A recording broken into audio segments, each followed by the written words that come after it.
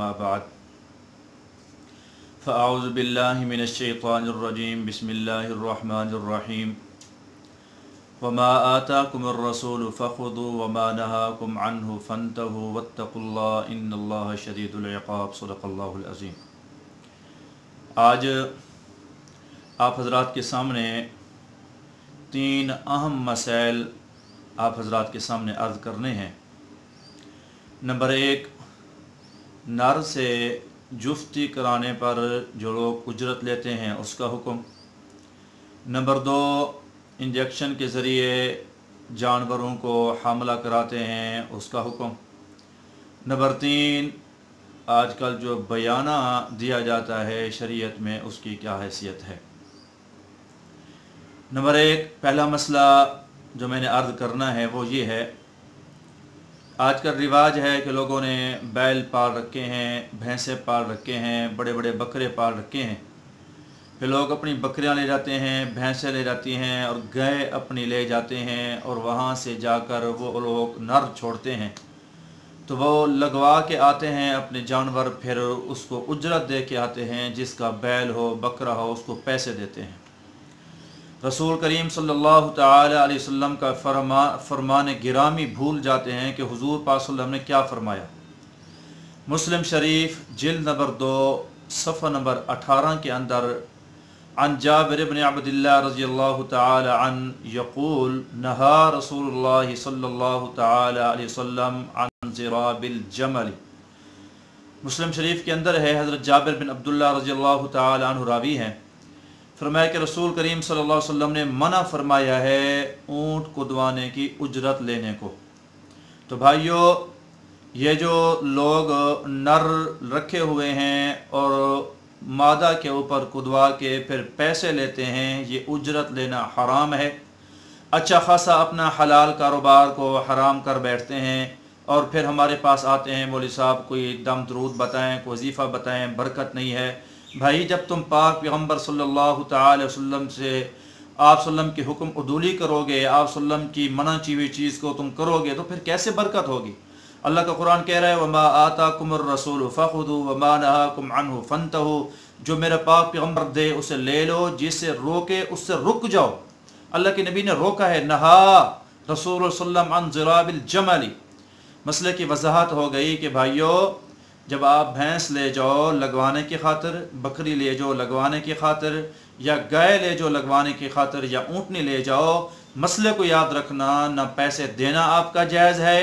जो पैसे ले रहा है ये पैसे उसके लिए लेना हराम है। ये पैसे हराम कमाई है उसकी, ये हलाल कमाई है नहीं है। बच्चों को खिलाएगा तो उस पर असरात, बीवी को खिलाएगा तो उस पर असरात।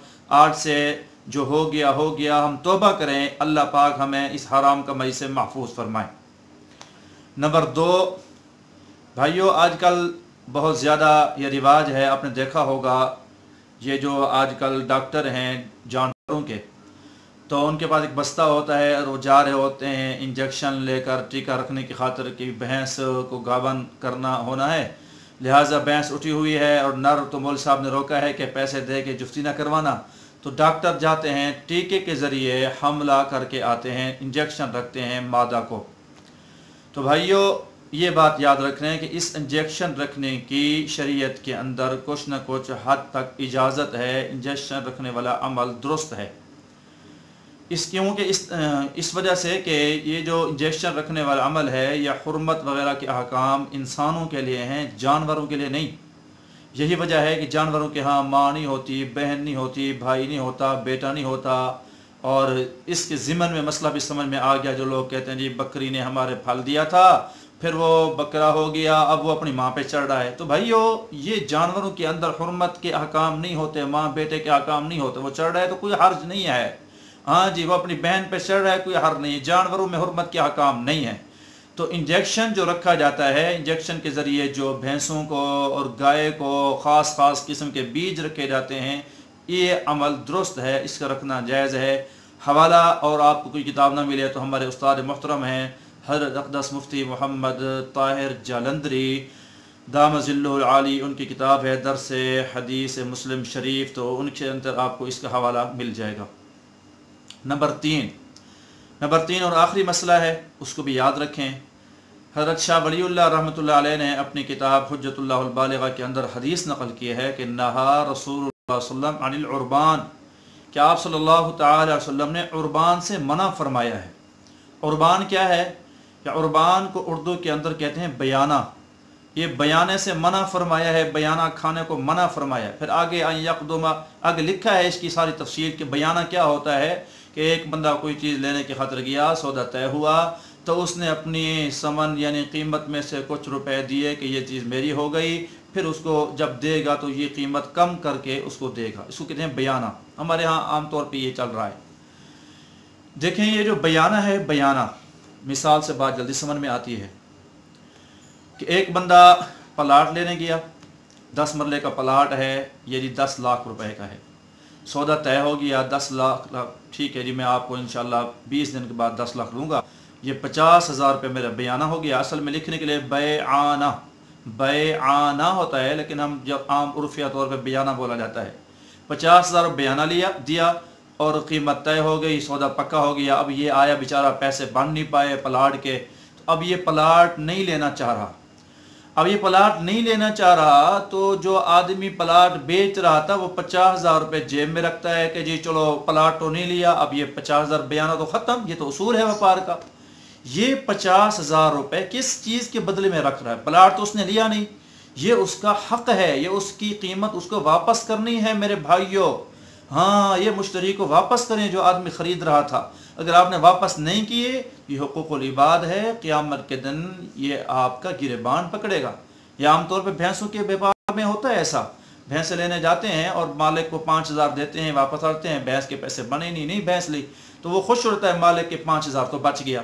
ये 5,000 जेब में डाल रहा है, ये जहन्नम का ईंधन डाल रहा है। क़यामत के दिन कोई व्यापारी होंगे जो आपका गिरबान पकड़ेंगे। बयाना ये उसकी मिल्कियत है, ये उसको वापस देना है, अपनी जेब में रखना भाइयों। हाँ, ये सारे जो हम पर हालात आ रहे हैं ये हमारी वजह से है कि नहा रसूल सल्लम, नहा आप सल्लम ने मना फरमाया और हम उसमें घुस रहे हैं। आप सल्लम ने बयाना खाने को मना फरमाया, हम खा रहे हैं। आप सल्लल्लाहु अलैहि वसल्लम ने नर से जुफ्ती करवाने पर उजरत लेने को मना करवाया, हम जो है वो ले रहे हैं। अल्लाह पाक मुझे आपको इन 3 अहम मसाइल पे अमल पैरा होने की तौफीक नसीब फरमाए। जो कुछ रसूल करीम सल्लल्लाहु अलैहि वसल्लम ने हुक्म फरमाया उस पर अमल करते हुए, जिनसे आप सल्लल्लाहु अलैहि वसल्लम ने मना फरमाया उनसे हमें बचते हुए अल्लाह पाक ज़िंदगी गुजारने की तौफीक नसीब फरमाए। व आखिर दावाना अल्हम्दुलिल्लाहि रब्बिल आलमीन।